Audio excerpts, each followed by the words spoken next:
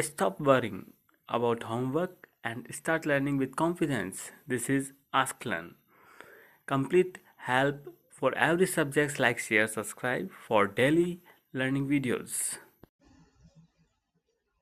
So if we're talking about a filled subshell, a filled subshell is going to have some um, orbital angular momentum number, and it's going to have corresponding z components of that. So this is the L sub z operator is going to yield this value.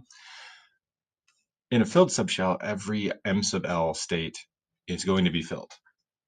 It's going to have a degeneracy of 2 because the electrons are going to have a plus minus spin state, right? So each one is going to have 2 electrons, one for a plus 1/2, one for a minus 1/2 spin. And since they're all filled, we can take a look at the range of the m sub l states, right? They go from minus L to minus L plus 1, minus L plus 2, etc. to L minus 2, L minus 1, L. So it goes from minus L to plus L with integer steps.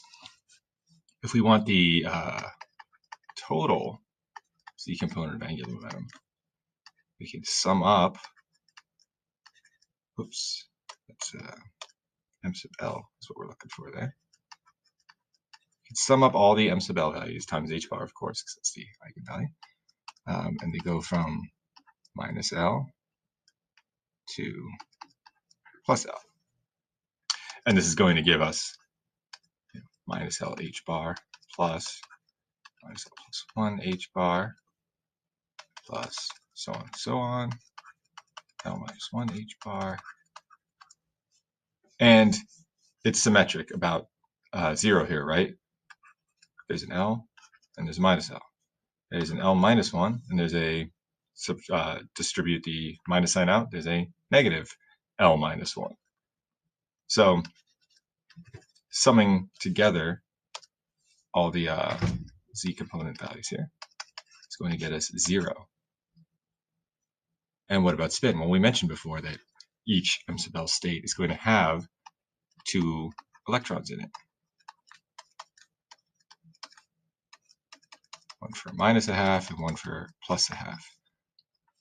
Which means that each m sub l state has a total spin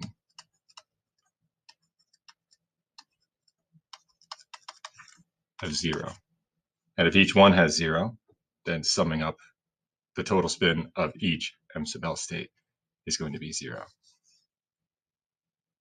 And since our total angular momentum is orbital angular momentum plus spin, this is also going to be 0.